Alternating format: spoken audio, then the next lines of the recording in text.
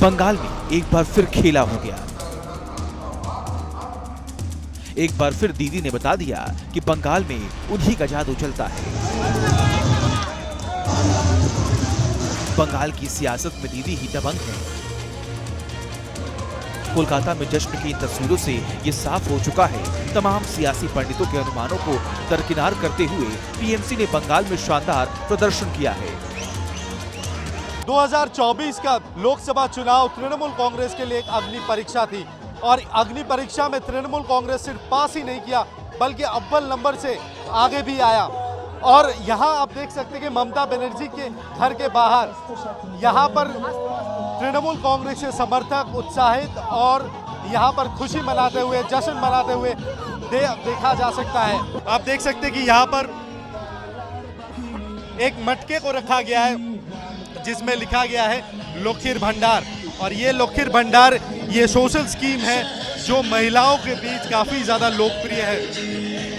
कुल मिलाकर कहा जा सकता है कि ममता बनर्जी का लोकप्रियता और अभिषेक बनर्जी की स्ट्रैटेजी की जुगलबंदी ने तृणमूल कांग्रेस को आज पश्चिम बंगाल में इस भारी बहुमत से जीत दिलाई है। दीदी का आशीर्वाद, ममता बनर्जी का दीदी का आशीर्वाद, বাংলার উন্নয়ন दीदी को পশ্চিম বাংলা মানুষ যেভাবে দিদিকে পাশে রেখেছে এবং দিদি জনগণকে যেভাবে পাশে রেখেছে অভিষেক ব্যানার্জি এবং মমতা ব্যানার্জি आगामी दिन ছিল আছে থাকবে।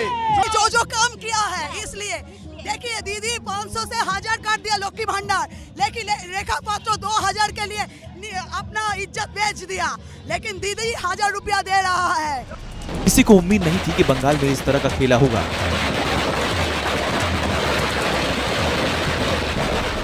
इस चुनाव में यही अनुमान जताया जा रहा था कि पश्चिम बंगाल में बीजेपी पिछली बार से भी ज्यादा सीट जीतेगी, लेकिन ममता की अगुवाई में टीएमसी ने बीजेपी के अरमानों पर पानी फेर दिया।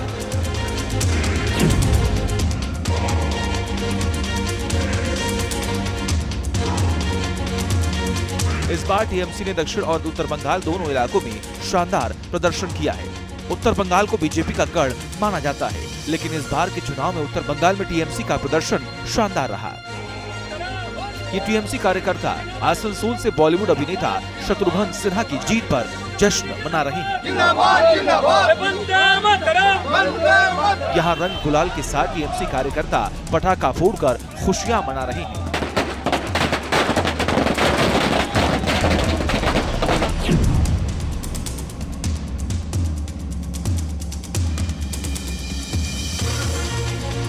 टीएमसी के दबदबे का अंदाजा इस बात से लगाया जा सकता है कि चुनाव में संदेश खाली का मुद्दा भी नहीं चला।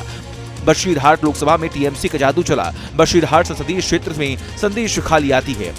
बंगाल में जिस अंदाज में टीएमसी का प्रदर्शन हुआ उसने सबको चौंका दिया। अहम सवाल है कि टीएमसी का इतना शानदार प्रदर्शन क्यों हुआ है। अहम मुद्दा ये भी है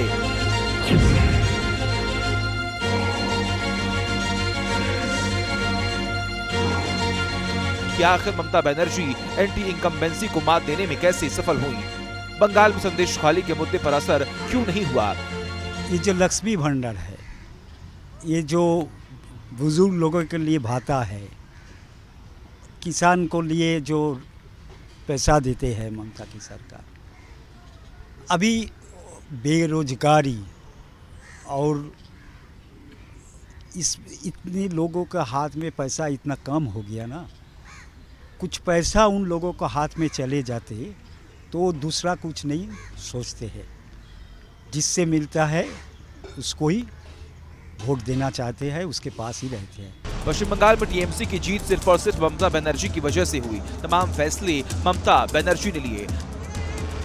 इंडिया गठबंधन के सहयोगियों के बीच शीट स्टीयरिंग का फॉर्मूला तय नहीं होने की वजह से ममता बनर्जी ने चुनाव में अकेले जाने का फैसला किया और इस फैसले का शानदार असर भी रहा।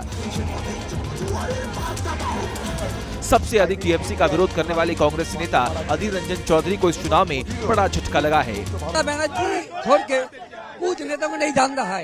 ये जय बांग्लार मानुषेर जय, बांग्लार गणतंत्रेर जय। अत्याचारित आज থেকে বাংলার মানুষকে বাঁচাবার জন্য বাংলার মানুষে আজকে যে আশীর্বাদ করেছে তৃণমূল কংগ্রেসকে, আমরা পুরোপুরি তাদের শুভেচ্ছা এবং সাদর আমন্ত্রণ জানাচ্ছি। बंगाल में दीदी छाड़ा कोई नहीं है, दीदी और अभिषेक बनर्जी छाड़ा कोई नहीं है, সুতরাং বাংলার মেয়ে দিদি, দিদিকেই আমরা চাই। দিদি গরিবদের জন্য অনেক ভাবে, দিদি ছাড়া আমাদের ভাবার কেউ নেই। আজকে দিল্লিতে যে বসে আছে গরিব মানুষের কথা চিন্তা করে, দিদি দেখেছেন সাদা মাটা ভাবে দিদি সকলের কথা চিন্তা করে। সুতরাং আমরা দিদি আর অভিষেক ছাড়া আমরা আর কাউকে চাই না। एक ही बात बोलेंगे, उन्नयन से पेट भरता है, भाषण से पेट नहीं भरता है।